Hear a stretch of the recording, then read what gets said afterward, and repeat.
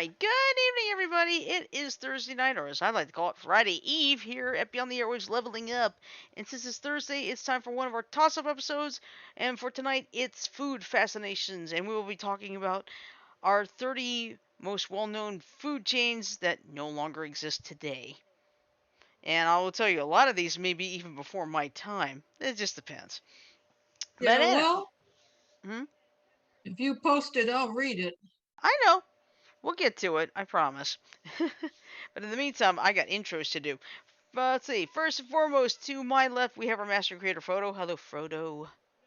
Hello, hello, hello. And yes, I am eating some supper. And yes, it is a fucking conglomeration of ingredients I had at home. And holy fuck, is it delicious. That's what matters. Yep. Hey, Frodo, have you ever made shit on a shingle? I can make it in a heartbeat, but here's the thing. Today's Frodo, meal, are you Jan, sure that's a good idea? I'm sorry for interrupting you, but Shit why on a would you you try know to shingle take a is a shit on dish your made roof? out of peas, hamburger, mushroom soup, and or John, gravy mix. That's what John, shit on a shingle is. John, Doesn't sound that much more appetizing. It's shit good on a though. shit on a shingle is an old school military recipe, and it's actually really hearty. Hearty and Okay. good. I may have to try that sometime. Well, Yeah. if I Well, liked to mushroom each their soup own. better, maybe. Mike, I think you were trying to say something. Go ahead. No, I would just I saw where John was going with the joke. I got it. Oh, okay. Uh, I well, can anyway. understand Basically, what birds this generally recipe make shit is, on a shingle a lot if they have good aim. True. basically what this meal is, ground pork plus some chicken plus some potato shoestrings that I cut myself, by the way, Ooh. and I put them in a broth with butter, a good amount of chili powder, a good amount of garlic powder, mixed it up so it has a little bit of zing, a little bit of black pepper to kind of add some more to it. It's pretty good, actually. Did you Cool. mix in any cheese or? We've been using a little bit of cheese from something I got from one of our pantry visits. Nice. It's a garlic and herb cheese. Um, very tempting. I think you'd need a lot more than just that to make the sauce, Janet. Probably 5, maybe 6. What is that, Jan? Baby Baby Bell. Bell. Baby Bells. Oh, baby bells are delicious. I Yeah. forgot I had it in my pants pocket. Might But anyway, be a let's good let idea. Shirley finish the introductions, everybody. Yep, Let's that's do it. true. Okay. So anyway, to my right, we have Joker number 1, our Persona 5 Joker, Mike. Hello, Mike. Evening, everyone. Happy Thursday. Yep. Then to my bottom left, we've got our Super Sus Tweety Janet. Hello, Janet. Hello, everybody. And below right, we have Joker number 2, our Jack Napier John. Hello, John. Hey, Shirley. All right. So, how many times today have you tried to kill Batman? I'm afraid today was kind of an off day for me, but being in Gotham City still does bring a smile to my face voluntarily. Is your cheese taste okay, Janet? I don't know how long it was in your pants pocket, but I was going to say Baby it might For be a bells about good an can idea. hour. actually last. Okay, Okay, that's not bad. They are encased in this. that's true. Yeah, That's I true. yeah I Put know in what the they're wax. talking about. The little those little containers because I've seen the commercials about that. Well, as long as it keeps them from sweating, that's largely Yeah. what You matters, can I think. actually take those containers from the baby bell, meld them together, and make yourself a mini candle. Yep. I want my baby bill, baby bill, baby bill, baby bill. Okay, I'm kidding. I want my baby bell, baby bell, baby bell. I want my baby bell, baby bell, baby bell. Okay, All right. let's get the train back on track, you guys. Yeah, all right. Well, I think we are. Choo All right. choo. Yeah. All right. Seriously though, tonight our She said toss-up. train. Yeah, our toss-up episode, of course, is Food Fascinations, and we're doing restaurants that the 30 restaurant chains that do not exist anymore today, sadly. Now, depending on how old you are, there may be some cases where the restaurant may not even be around before you were born. So, I Hey, hope Frodo, I Shoney's think you is dropped listed. some crumbs on your shirt. Right there. Go figure. Like all right. like I remember Sambo's, but none of you that are young probably don't. Right. I vaguely remember Captain Bears, I think it was called. Okay, we can bring up our memories after we Yeah. go through the Afterwards. list. Yeah, that'll All work. right. Okay, now I'm gonna put everything in the chat here. Oh boy, why is it Streamlabs will not let me do the chat on YouTube in this thing? Hey guys, real quick, I'm not sputtering, am I? No, you're No, fine. Awesome. Oh If you're crap. sputtering, I'm probably am. No, Shoot, you're good. I can't send the link because it's 23 characters past the 200 limit. Damn it. Wait, All right. what? Hold on, give me the link in Zoom and I'll Okay. get it up there. Okay. Yeah, they'll give you a limit of 200 characters when you're trying to post something on YouTube. I have a way to go around this. Okay. All right. Well, let me close that thing out because That's I long. can't really use the chat. Yeah, unfortunately, that's the case. Alright. What was I doing? Right here. Get Okay. started. Ah, shut up. Give me just a link. Okay, I got it open. You ready to start, Shirley? Yeah. Janet, you have it Okay. I'll open? get it. yeah, and it Okay. is All a right then. slideshow. Okay. Define food chains Americans used to love. Unless it's a public health hazard, you hate to see a restaurant go out of business. Although in my case, I liked some restaurants that were, unbeknownst to me, in fact, public health hazards. Even poorly rated eateries have their die-hard fans. There are many more misses than hits in this industry, so it's always sad when a longtime fixture locks up for the last time. Just watch the final episode of Cheers. Here are 30 defunct chains that you either hated to lose or loved to hate. Yep. So let us Number start 30 the is. slideshow. All All right. right, number 30. Sorry, Who wants to start? I might as well. Okay. Yeah, go Number ahead, 30 John. is Burger Chef. Don't Hold think on I a have minute, pen John. there. You do the first 15, and I'll do the last 15. Okay. All right. Burger Chef was almost as big as McDonald's back in the day, but overeager expansion led to its demise. Brothers Donald and Frank Thomas were merely trying to open a product demonstration shop. Their father manufactured then novel restaurant equipment such as soft serve ice cream machines and flame broilers. Wow, hard to believe once upon a time those were novelties. The popular demo shop spawned Burger Chef in 1958. It was the first restaurant to bundle a kids meal with a toy and to offer a burger fries drink combo. May have been the first restaurant, wasn't the first enterprise to offer a toy with a sale. Oddly enough, they were doing that with shoe sales back in the 30s. Okay, Didn't know that. Shirley. Mhm. Got the link shrunk in chat. Oh, Janet, would Okay. you rather read this one? Okay. So we're on number. 29. Okay. Hold on a Check minute. out what it is. Hold on a minute. Frodo, where did you say you had it shrunk? In the Facebook chat. I don't see it. Hi, I see it Maddie. on screen. No, I'm talking about the link. Oh. Okay, It's it's not on. in the chat. It's Guys, in I the hate to say it, Facebook but chat. we do I mean, need not It's not Facebook, there. YouTube. Oh, What'd you say, YouTube. John? Okay, maybe that's the reason why I couldn't see it. What'd you say, John? we need to pay a quick respect to the mascot of our show, who's currently sitting in our show's founder's lap. Oh. Okay. Hi, Maddie. Hello, Okay. Maddie. Are we ready? Yep, Go. yep. Mhm. Sam Battistone and Newell Bonnet never meant to stir controversy in 1957 when they christened their breakfast place with combined letters from their names. When they became aware of the children's book, The Story of Little Black Sambo, they took the jungle theme and ran with it. By 1979, there were 1,100 plus locations.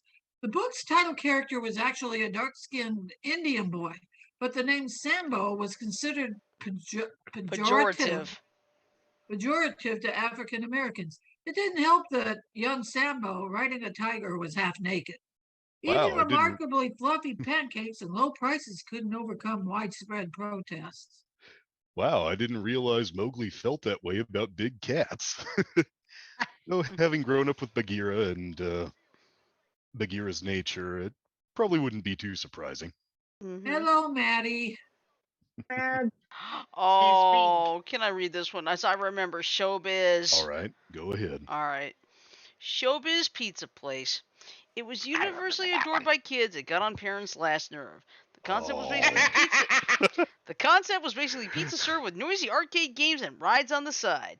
Showbiz's animatronic stage show, Rockafire Explosion, featured Billy Bob, a hillbilly bear, a keyboard banging gorilla, and a mouse that looked more like a rat dressed as a cheerleader, which is true. The first location The opened in mouse Kansas. was Chucky. Yeah, well, the mouse was a girl. I remember it was. I think her name was Mitzi, if I remember right. Yeah, but they least it wasn't morphed it Minnie. for Chuck E. Cheese. Yeah. Oh, okay, Oh no, I froze up. I can't Charles go anywhere. Charles E. Cheese was an original character. Originally, he looked like a rat, and he was a booze hound. But When I was a kid, I remember between the two, and I remember they used the same animatronic for both the first mouse, Mitzi, and Chucky. nice. Okay, you guys, I'm gonna have to reboot Okay. because if I can't budge an inch, everything's Okay. frozen. Okay, My that's fine. Janet, I'll read to 15 and then I'll take over. wait for you to come on. Well, Okay. no, she wants to do the last 15. If she's got a reboot, let's wait for her. Okay. I can't even Anyway. turn off properly. I'll be Okay. back.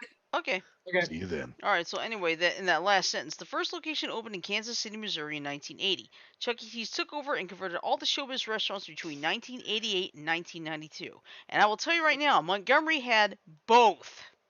Because I remember both so of them did are. Cedar Rapids. Montgomery had both. Chuck E. Cheese was on Atlanta Highway, and Showbiz Pizza Place was on East South Boulevard.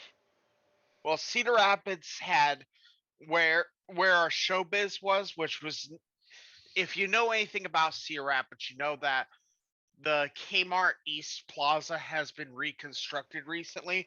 But before the reconstruction, you had Kmart. Then you had Showbiz, which changed its way over to Chuck E. Cheese. Ironically, I went to a Showbiz birthday party for, I think it was my old friend Chris, who passed away. And it was cool. Then after it changed over to Chuck E. Cheese, I went in for the same place, same type of party, and it was just Chuck E. Cheese for another kid I knew, and it was different. Well, let's put it this way. I don't know if you heard about Chuck E. Cheese, but you heard. I think some Chuck E. Cheese's actually offer adult drinks today. Yeah. Well, I know this much. Dave and Buster's, which I always saw as an adult version of Chuck E. Cheese, does offer adult drinks. Oh yeah. But yeah, now Dave and Buster's I could understand, but I was kind of surprised about Chuck E. Cheese.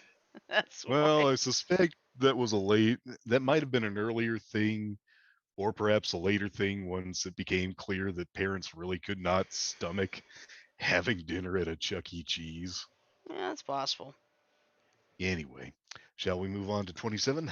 Yeah. Here for just 1 second. All right. Speaking of Showbiz, I was watching a YouTube video which I posted in the Zoom chat that talks about the history of both Showbiz and Chuck E. Cheese's. Ah, gotcha. The Oh, irony boy. of this tonight. So I'm good. All right. Hey, Hi, Janet's Jan. back. Now, Hey, can Janet. somebody please put the link back in Zoom Yeah, chat so hold I on. can I catch got it. up. Mike's got it. Mike's got it. Thank you. Hello, Oh, can wrong anybody link. hear me? Janice, Yeah, we can got hear it. you. Can I you hear can't us? hear you. Oh, wait a minute. Son of a- There. That's because the mute button was muted. I Can you hear got us it. okay. Done. Okay, thank you. What Oh, number Mike? are we on? We're at 27. 27. Okay, Hold you on. guys ready? Hold on. Mike, I beat you to I noticed that. it. He posted the tiny URL link, which is just above my link. Mm-hmm. All right, so number 27 is Steve's Ice Cream. Steve Harrell forever changed dessert when he impulsively crumbled a Heath bar into his ice cream. In 1973, he opened his first parlor in Somerville, Massachusetts. His idea inspired products like Dairy Queen's Blizzard and eventually gave birth to modern gourmet ice creams like Ben & Jerry's Cold Stone Creamery and Amy's Ice Creams and many other brands took their cue from Harrell, sorry. He sold his chain in 1977. When prepackaged Steve's Ice Cream showed up in grocery stores in the late 80s, many franchise locations went out of business. The chain closed for good in the late 90s. Yeah, unfortunately, that'd be kind of like Baskin Robbins going under, but then again, I think it kind of did. Mm-hmm. Okay, that looks interesting. What? The Red Barn, the next one. Well, let's see. 26 is the Red Barn, complete with hamburgers and chicken with a 59-cent dinner. The giant red barns were hard to miss, and the jingle was pretty catchy. When the Hungries hit the Red Barn. Well, I suppose that's better than the Arlen Barn, best meatloaf in the county, now serving sandwiches. The chain swelled to 400 locations in the 60s and 70s. In addition to hamburgers, Red Barn offered items that its direct competitors did not, such as fried chicken, fish sandwiches, and a salad bar. Nice. The salad bar was especially unusual at the time. McDonald's, Wendy's, and Burger King simply had deeper pockets, but Barn's popularity holds out to this day. There's a Red Barn Facebook group with more than 5,000 followers. Very nice. Mm. Wow. That's one way to keep the memories going. Mm-hmm. Oh, yeah. If it weren't for the cult followers of certain things, well, what things might we never know about? Okay. Okay. Anyway, number 25 is Carol's. Fans in the Northeast still mourn the loss of this local chain. About 150 restaurants sprang up throughout New York and Pennsylvania in the 60s and 70s. Carol's was a significant step up from McDonald's and Burger King, but by 1977, the small chain had been bullied out of existence by the big ones. Used to you, Carol. I like that Grown, next line. grown men cry remembering the three-decker club burger with a special royal sauce. There was a delectable fish sandwich and crispy fried chicken. Attics in Syracuse, Rochester, and Buffalo are bound to contain certain sets of Carol's collectible Looney Tunes glassware, which Burger King pretty blatantly ripped off. Well, I've Yeah. got a Pepe Le Pew actually- glass somewhere. Actually, if you really want to get down to it, the one company that actually ripped that off pretty effectively was Long John Silver's.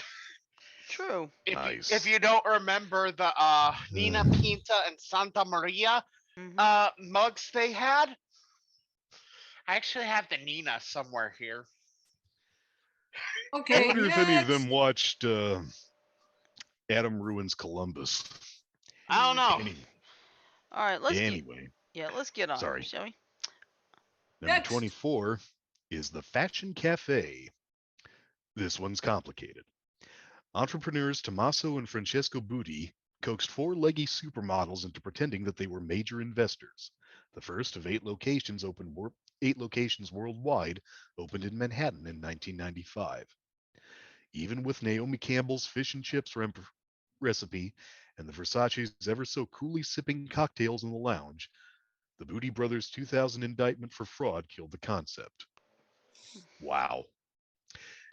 Besides, as author Matt Haig observed, the connection between models and food was not an obvious one, and, quote, fashion, unquote, was not a theme that made people hungry. When you think of models, you think of skinny minis that starve, And Mhm. boobs. not food. And boobs.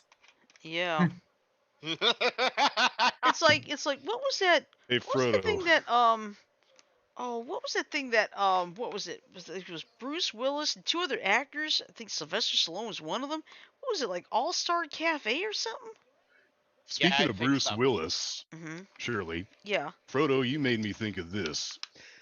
See if you guys can guess what movie which starred Bruce Willis had this line.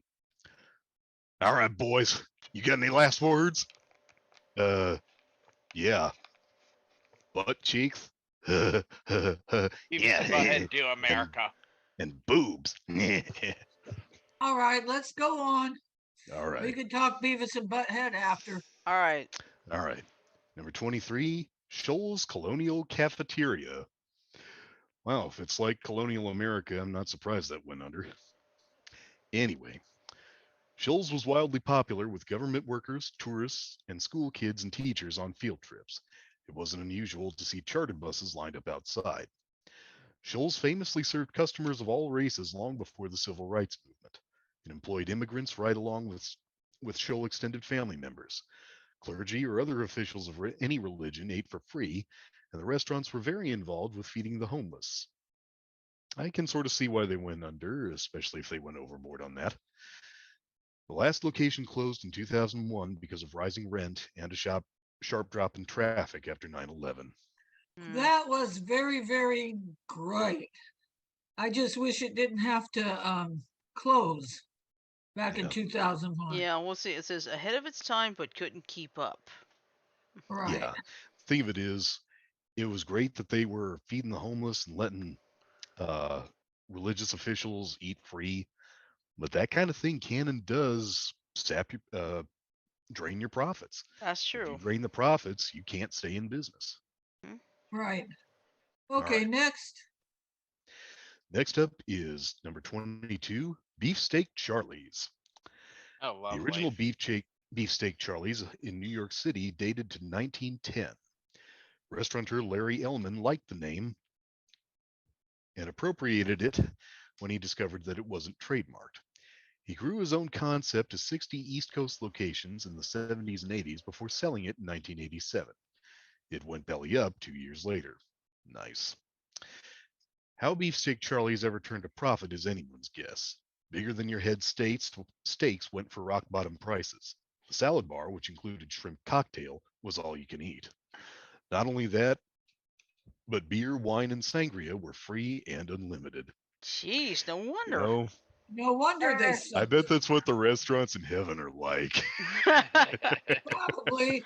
Yep, makes sense. All right, here we go. Oh, now this isn't exactly a restaurant. But it is a good concept. Mhm. Number Uh-huh. 21 is Horn and Hard Art Automats. Automats were cavernous spaces that gleamed with chrome, marble, and mirrors.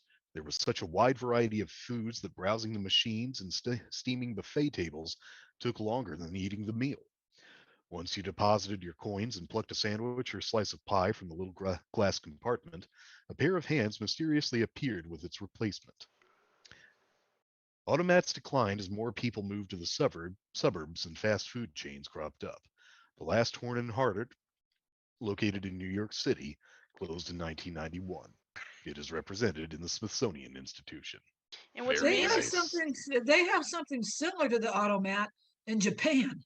Mhm. Yeah, they got, among other things, automated convenience stores. Yes, you could go in, put your coins in there, get what you need. Mhm. It's And not exactly an automat, but it right. reminds me of the same concept. Well, I know when I worked at Herb Jones, we actually did have an automat, kind of, Nice. sorta. I mean, they would put like little sandwiches. I remember I would found that dulce de leche milk in there, and people thought I was having an orgasm or something about it because No, I I had thought it was vanilla. I thought it So was you would, vanilla, Shirley, that you found. no, it was dulce de leche, the caramel one. okay, so wait a minute. When you saw the dulce de leche, you I got so your body kind excited. of seized up. gasped and moaned at the same time, and I said, then I said, "Oh All my right, God, your sit they head got down. dropped back with your they got eyes milk half closed. here." Well, you want to know something? It was a surprise to Shirley because Shamrock Farms is a local dairy here In Arizona, in it's like Arizona, and I she never thought found I'd find it in Alabama. a Shamrock Farms milk in a vending machine In the state in of Alabama. Montgomery. Okay, next. Guys, Oh, hold it! I guys, got a phone ringing.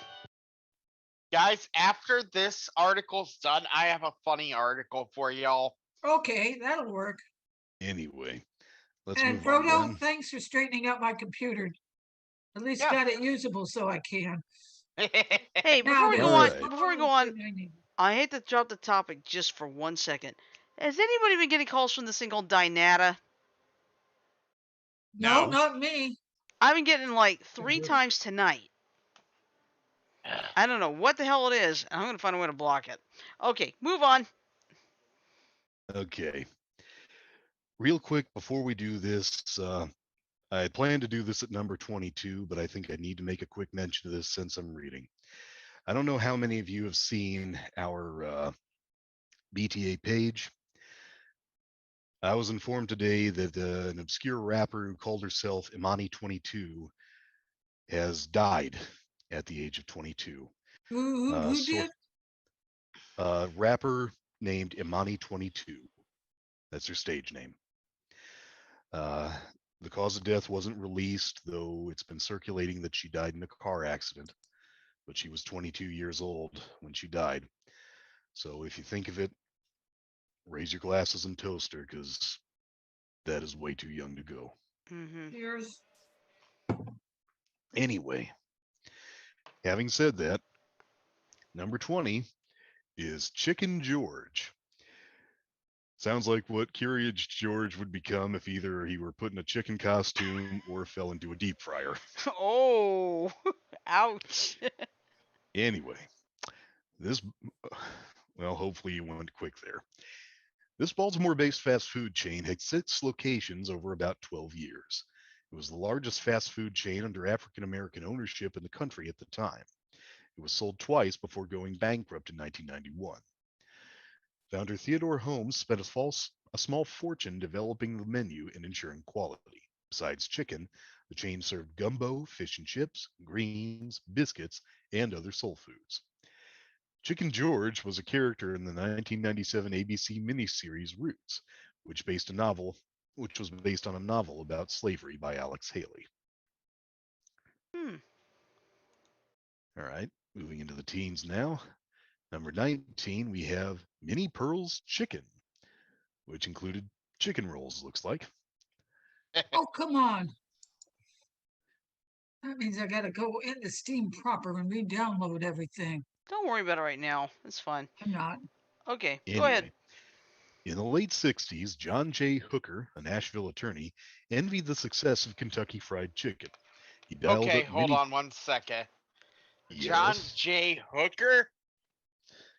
Frodo, the term hooker was originally plural, and it was a shortened version of Hooker's Girls, named for the fact that General Joseph T. Hooker really liked prostitutes. Well, given the name, I'm kind of wondering if he's related. Could be, All right, go I'm ahead. especially sorry, if I had to crack a Joe Hooker joke. came out of Nashville. All right, Anyway, let's go.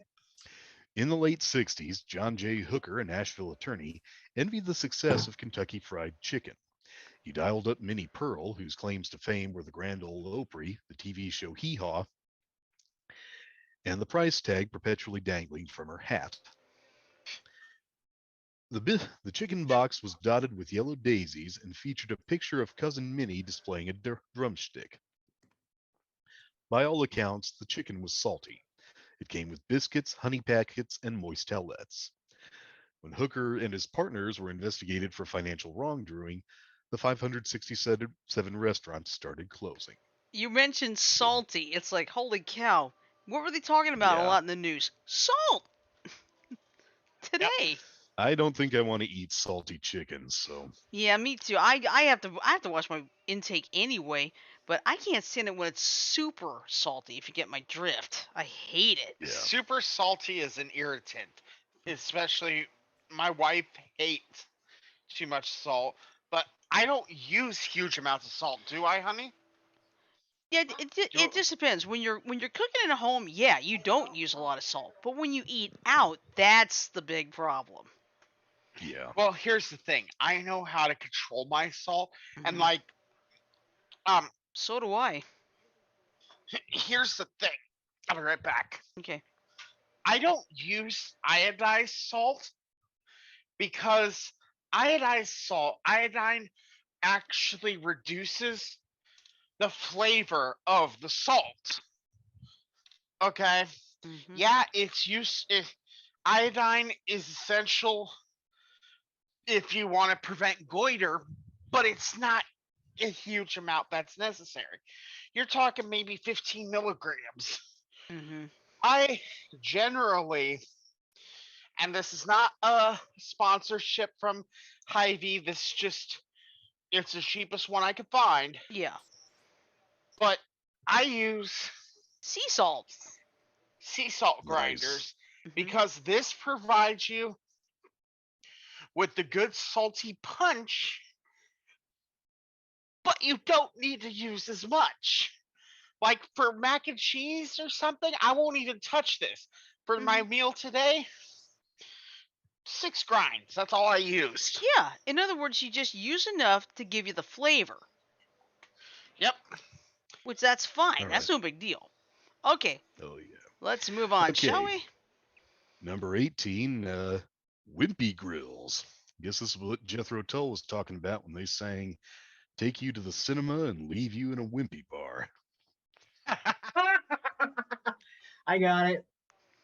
Wimpy was named after the character on Popeye who would gladly pay you Tuesday for a hamburger today. It was founded by Edward Gold in 1954, and there were 26 locations across 6 states. The menu pretty much stuck to burgers and breakfast items. At one time, there were 1,500 locations worldwide. Incredibly, Gold sold the rights for multinational use, but he had not sold the trademark for use in the US before he died. A handful of remaining restaurants in America The handful of remaining restaurants in America soon closed. Hmm. Well, hope they're enjoying Wimpy's over in Japan. Oh God. Next up, we have number 17, Bikinis Sports Bar and Grill. Oh my Well, I god. suppose that's better than Hooters. Doug Guller is God best known. damn you! Now I'm reminded of the episode of Family Guy. Fuck you. Oh, Go ahead, Trust me, John. there's worse. Founder Doug Guller is best known for coining the term "restaurant." Oh god. Believe me, I'll say this. All of you who are fans of Bob's Burgers know "restaurant" is a lot better than "menstruant." oh. Anyway, he founded Bikinis in Austin in 2006, and the name says it all. Waitresses were clad in swimsuit tops, extremely brief shorts, and cowgirl boots. Why they didn't just deck them out in bikinis is beyond me. The wings, tacos, and burgers needn't have been inspiring, and they weren't. In a 2014 episode of Undercover Boss, Guller infamously offered an attentive, upbeat waitress breast augmentation surgery at his expense. He later bought a Texas ghost town and named it Bikinis. All 14 locations were shuttered by December 2018. Mhm. Good Nice. riddance. Well, don't knock it till you tried it, dude. I know you won't get a chance, but All right. I think this is the point where Janet takes over. No, actually, there's one more. This is 16. yeah. Number 16 is Don Pablo's Mexican Kitchen. I think I had one here in my memory. Cool. This full service Tex Mex chain had a pretty good run. It was founded in Lubbock, Texas in 1985 and had 120 outposts in its heyday. There was nothing wildly inventive on the menu, but the standard burritos, chimichangas, salsa, and tortillas were all made from scratch. Also, the restaurants were visually striking. You felt like you were in an old Mexican village on a movie studio lot. Nice. Mm-hmm. Hopefully, well, Hopefully, you get to see the cameraman picking his nose between takes. Mm-hmm. Don Pablo's may just have been unlucky. Ownership changed hands several times, and the companies that had big plans to expand it were prone to bankruptcy. All right, Yeah, Janet. I'd call Now that it's all bad luck. yours. Okay. Number 15, the Royal Canadian Pancake House. This small New York City chain had a cult following. Oddly, the menu had little to do with Canadian breakfast staples or methods of preparation. The chain was most famous for pancakes the size of large pizzas. In fact, you took leftovers home in a pizza box. Other favorites included the Womlet, an omelet-topped waffle, the Canadian cracker, a waffle topped with layers of fried eggs and cheese. Reportedly, the owner was indicted for ethical violations. Chain closed in 1998. Aw. What? Basically, No protein? No protein? I don't know, but it sounds like Canada tried to do its own topped up version of the IHOP, and I don't know what ethical violations they committed, but ugh. Okay, number 14, Henry's Hamburgers. Hmm. The original Henry's is still in full swing and celebrating its 60th anniversary in Benton Harbor, Michigan. But the chain was coast to coast in the 60s and 70s. You may remember the distinctive green striped border and the name styled in cursive on the building. The neon sign was red and green, and the slogan was, "Aren't you hungry for a Henry's?" Henry's was known for value. In the 60s, it offered 10 burgers for a buck. Nice. Mergers, ownership changes, and failure to diversify the menu led to its decline.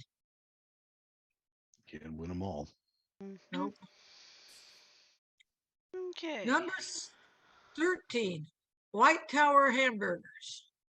White Tower was hoping people would think it was White Castle. It had similar white fortress-like buildings, and it opened 5 years after White Castle in 1926. White Tower also had the Towerettes, a team of waitresses rather bizarrely dressed like nurses to promote cleanliness. White Castle sued the chain for unfair competition, hiring away one of its operators and clandestinely taking photos of its new building designs. That was the beginning of the end. White Tower peaked in the 1950s, but only the Toledo, Ohio location remains open. Nice. Might have to visit that at Hey, one they point. say, what does that say? Something is the sincerest form of flattery. Imitation. Hold on. Time out for 1 second. Okay. Mike, check your Facebook. That's all I'm going to Okay. say. Go ahead. Number 12 is G.D. Ugh. Ritzy's Luxury Grill and Ice Creams. Wait, Janet, before you start that, Frodo, please tell me what you sent Mike was It's appropriate. It's fine. Good. It's appropriate. It's Stardew Valley related. It's good. Go ahead, Jen. That's why I wanted to send it directly to Mike, because he's the only one that really cares about Stardew Valley. Good deal. Okay. All right. Go ahead, Jen. We have G.D. Ritzy's Luxury Grill and Ice Creams. Ritzy's was decidedly cool, and I don't think it was just the ice cream or the AC. Mm-hmm. The striking Art Deco logo harked to the Gatsby era. The hexagonal tile floor was somehow mesmerizing. The kids' meals came in little cardboard convertibles. Nice. The 120 location chain was known for perfectly seared burgers, shoestring fries, and a signature PB&J with crushed peanuts and fresh strawberry slices inside. Nostalgic bloggers still rave about the chocolate shakes. Excuse me. Many fans surmised that Ritzy's expanded too rapidly. Stores began closing without explanation in the early 90s. 3 remain in Evansville, Indiana, though, and 2 brothers recently resurrected the concept in Clintonville, Ohio. Well, let's hope they have good luck with it then. Mm-hmm. Uh-huh. All right. Next. The Ooh. original House of Pies. Al Lapin Jr., also known for International House of Pancakes and Orange Julius, Opened in Houston in 1965. That The explains a lot. cottage-inspired white buildings were trimmed in pink, and the clever circular logo featured the pi signal, the PI pie symbol. The 60 pie selection included egg cream custard, sweet potato, and Texas pecan fudge. They were little slices of heaven. In the 70s, 8 franchisees filed a class action lawsuit that was expensive to settle. The company folded in 1986, but 4 independently owned locations are still up and running in Houston. Nice. Yeah, the founder would explain the name of the restaurant. I know that much. Oh, I'm surprised Baskin Robbins didn't get wind of this. Bresler's Ice Cream. And it's Bresler's Ice Cream Shop, 33 flavors. William J. Bresler survived the Depression by selling ice cream bars in Chicago's Lincoln Park. He later bought a plant and sold ice cream wholesale. In 1954, he capitalized on the drive-in restaurant craze by launching Henry's Hamburgers. It was named after his brother. The Bresler's 33 Flavors ice cream franchise kicked off in 1962. Bresler died in 1985. When the chain was sold to Oberweis Dairy in 1987, it boasted 300 units. It was renamed Bresler's Ice Cream, and frozen yogurt was added. Nice. I wonder if they called it Frogurt. Good question. That's actually a good Okay. question. No more Next up, we have puns. the Boston Sea Party. Oh. Okay, there is surprisingly little information on this U.S. bicentennial-inspired chain. International Multi-Food started building the restaurants in major convention cities around 1976. The Houston Business Journal reported that customers lost Christmas party deposits when that location abruptly closed in 1994. But the restaurant in Atlanta survived until at least 2000. You may recall brick floors,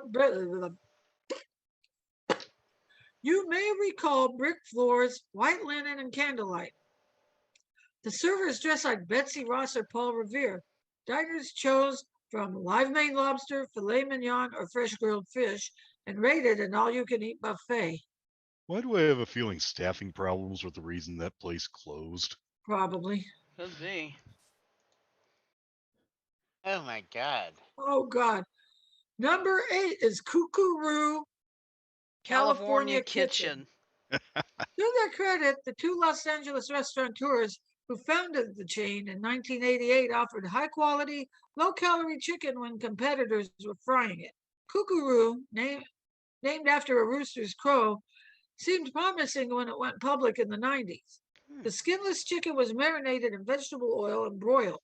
Beans and Mediterranean salads were the only sides. The high cost of rent and brutal competition in California were ultimately the kiss of death, and Kookaroo filed for bankruptcy in 2003. Okay, I got to say something. Unless the restaurateurs who did that were Spanish, because I know in French, a rooster's crow is onomatopoeied as corcorico. I don't know where they got kookaroo from. Certainly not English. No. Kookaroo. Something like Yeah. that. That's a possibility. Corcorico. Number 7 is the Bugaboo Creek Steakhouse. If you ever ate one of these, you remember it. An animatronic talking pine tree named Timber recommended his favorite dishes.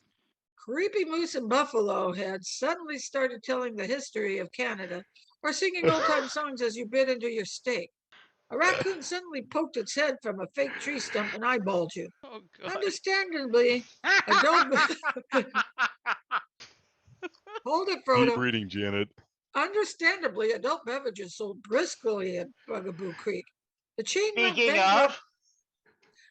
went bankrupt in 2010, and all 30 locations had closed by 2016. Kids who have cell phones and iPads are increasingly hard to impress. Mm-hmm. It's like, I got to say this. It's like Chuck E. Cheese meets those stupid singing Christmas trees they used to sell. We got Meets one. the We talking got one that we put fish. out every Christmas. So What do you I gotta love. say, Mike?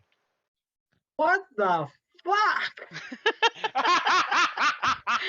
Like I said, Well- Mike, it's Chuck E. Cheese meets those stupid singing Christmas trees meets those singing fish trophies.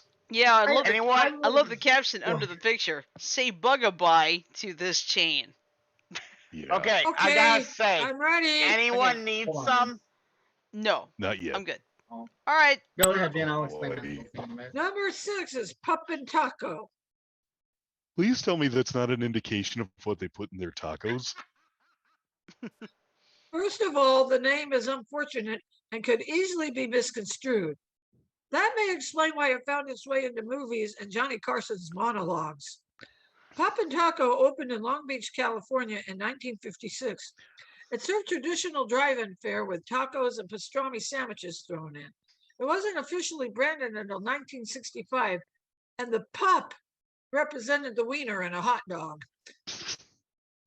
In 1984, Taco Bell snapped up 99 locations that were in prime real estate markets. The 3 remaining in Albuquerque, New Mexico, operated as Pup and Taco until the 2010s. Well, I suppose Pup and Taco is better than, say, Wiener and Taco. Yeah. This explains why Bugs Bunny used to say, "I took a wrong turn in Albuquerque." Yeah. Also, the one thing I have to say is for that first sentence, you don't say. Ouch. Ouch. By the way, Mike, Are you okay, Dan? I sent you another thing. Thank you. Sorry, I had to jerk real quick to keep my soda, my drink from spoiling. Okay. Gotcha. Okay, guess what? What? I have to get rid of this goddamn advertisement. It's hiding what I need to read. Ad blocker. I'll install that for you later. Want me to take Okay, this? let's- Want to take this one, Janet? Hold on a minute. I think I got it now. Lums. Mm-hmm. Hey, Good time. they Don't finally worry. named a restaurant after an old school anime character. 2 brothers upgraded a 16-seat Miami hot dog stand in 1956. They steeped the wieners in Budweiser and eventually expanded the menu. There were 450 lums in the U.S. from the 50s to the 70s. Excuse me. The restaurant featured a red and white striped awning and a decorative white iron railing. The founders paid $60 million for Caesar's Palace in Las Vegas in 1969 and sold lums to John Y. Brown of Kentucky Fried Chicken fame in 1971. Despite the top secret 32 spice Ollie Burger recipe that cost Brown $1 million, lums failed under new ownership in 1982. Nice. Okay. Okay, after this is done and before the next article, me and Mike have something to show y'all. And I just want to say right now, this is part of a subreddit called Tech Support Gore. Okay. Boy. Well, we only Here we got go. 4 I've got left, 4 so. more left to read. 4 more left to read. All right, let's get it. Number 4 is Farrell's Ice Cream Parlor. God, look at that ice The cream. mountainous portions, singing waiters, and screeching train whistles are hard to forget. Hyperactive children never had it so good. I like the way you said that, Dan. 2016, entrepreneur. Entrepreneur. Entrepreneur. Okay, Entrepreneur. thank you. Marcus Lemonis invested heavily in the struggling 53-year-old chain. 2 top executives badly mismanaged his money, cost him Lemonis about $1 million. The director of Oy. operations, however, was fiercely committed to the chain's success. Lemonis rewarded the director with $50,000. The saga was documented on CNBC's The Prophet. Alas, the only remaining Farrell's closed in June 2019. Its dated theme and fattening fare spelled the end. That would be a problem because people are so focused on their health. I'd have gone there. So would I. Well, I mean, some of the Steak and toppings ale. are real, so. Number 3 is the steak and ale. I remember that one. What? I remember that one. We had one here. This Tudor-style steakhouse chain was founded by restaurant magnate Norman Brinker in Dallas in 1966. It is best remembered for its cozy, dimly lit rooms, stuffed armchairs, bookshelves, unlimited salad bar, and affordable steaks and prime rib. In markets that didn't allow references to alcohol and restaurant names, it was called the Jolly Ox. Steak Nice. and ale were sold several times and went bankrupt in 2008. Legendary restaurant brands, the current owner, promised to come back in 2016. We're waiting. I ever tell you guys the cakes and ale anecdote? Nope. Hold on. No, wait till after the show. Okay. Yeah. It's pretty funny. It's not, even if it were crass, we're on YouTube. It doesn't matter. Yeah, we got two left. We'll do it right after after this. Go ahead, Janet. Yeah. Okay, this one is called Allstate, the official All-Star Cafe. This chain had only 10 units, but they were in glamorous locations like Las Vegas, Cancun, and Walt Disney World. The star-studded list of investors included the likes of Shaquille O'Neal, Tiger Woods, and Monica Seles. Celis. Cindy Crawford and Whoopi Goldberg attended the 1995 Manhattan opening. Owner Planet Hollywood had big plans for the restaurant's sports memorabilia concept. The glitz reportedly cost $15 million per restaurant. Mediocre, astronomically priced bar food will get you nowhere, and the novelty quickly wore off. The last remaining location closed in 2007. And I just realized the name of the place I was thinking was Planet Hollywood. Okay. Nice. And the ESPN Zone. Oh. To get a feel for the ambience, consider this. The 1996 prototype had 13,000 square feet of TV screens. The Disney-owned restaurants just got more outlandish from there. Dining rooms were more like venues. They had 2 levels accommodating 550 guests who could choose from 200 TV screens. There were arcades and a 10,000 square foot arena for playing games. There were even couch potato competitions. No one remembers much about the food.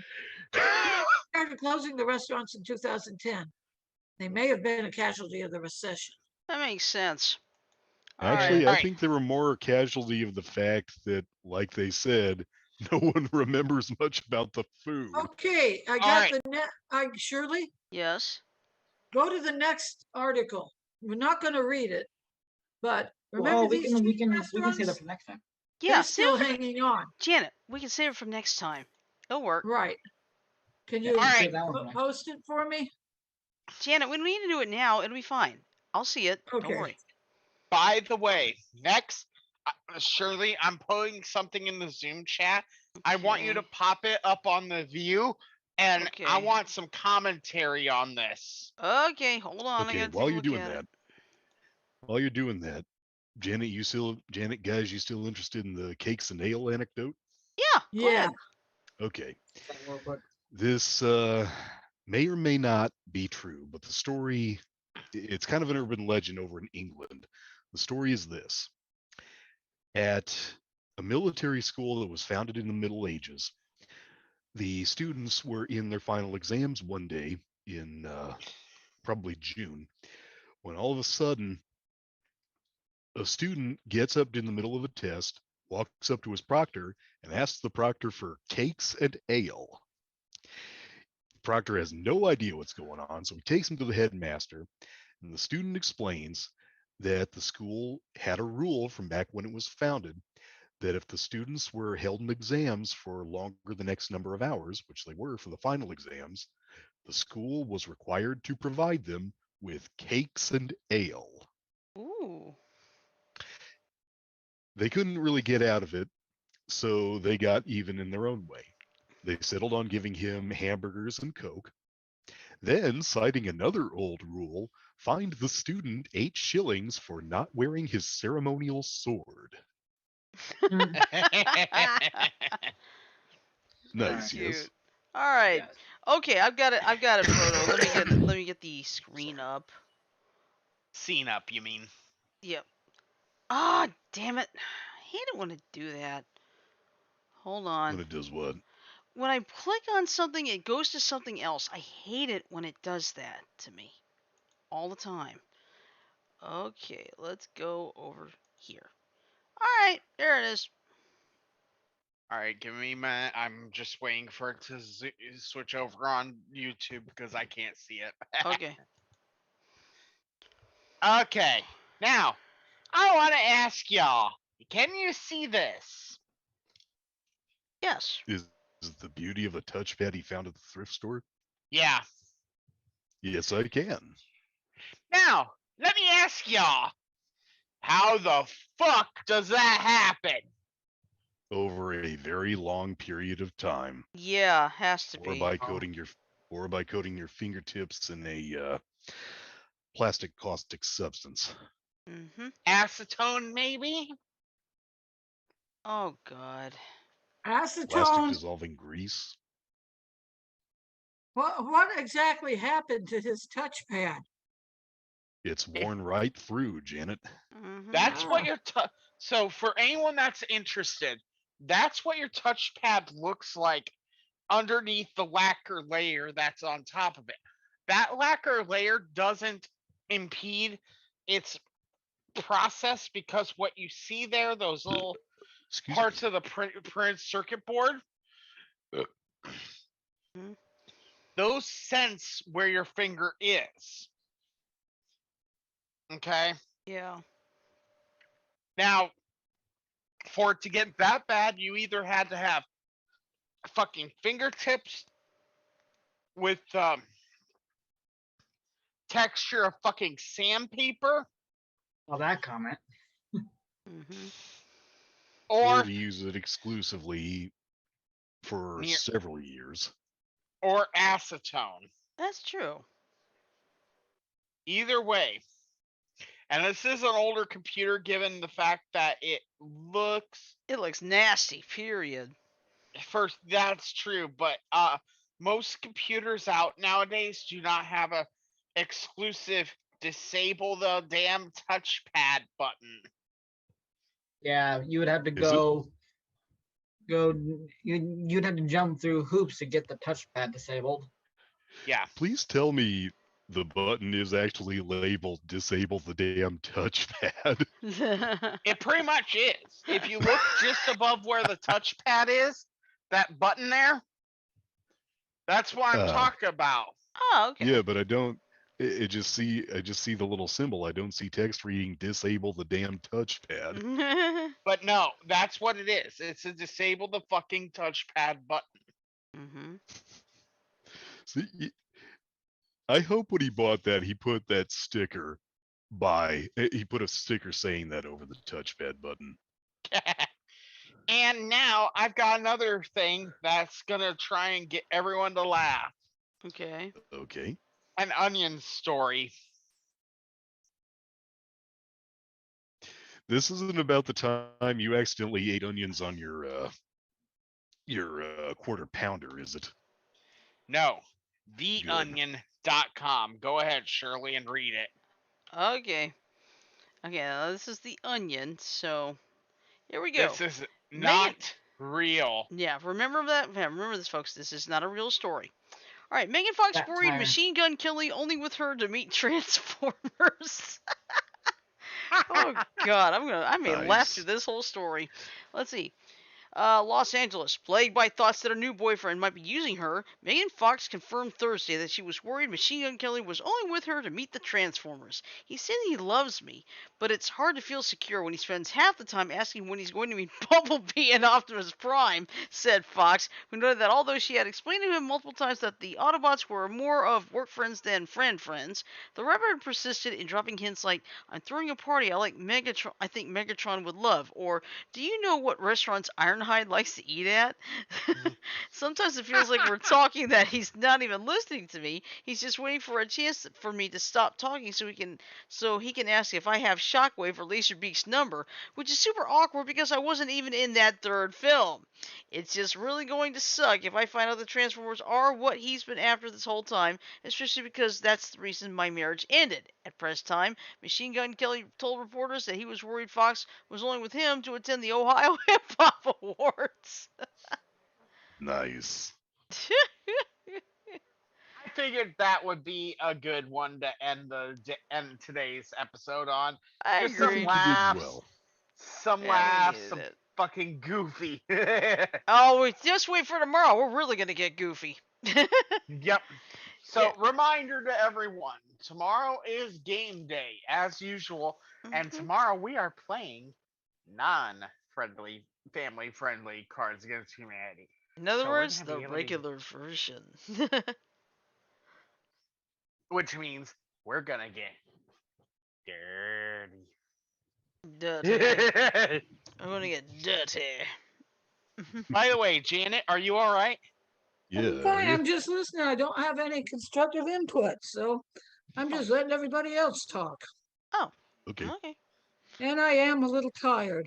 Yeah, I'm starting to get sleepy myself. But 5:30. Oh, 6 o'clock. The dog's got me up. okay, that's Uh, understandable. All you know right, what? so I what? had to order a new case for my cell phone. Oh, what happened? One of the edges got chipped. Ooh, Yeah. yeah. I had to replace my whole OtterBox because my holder broke. I don't Well, use this cell one is phone the case. same as the one Sorry. I have on before. I Mhm. I like it because it matches my credit card case. Mhm. All right. So anyway, I think this is a good place to do the ending. So, oh shit! Don't look like I put an ending in here. All right. Oh well. Just do Okay. the imposter ending. Okay. That's not a bad idea. The imposter Do one ending. that says Merry Christmas and a Happy 1985.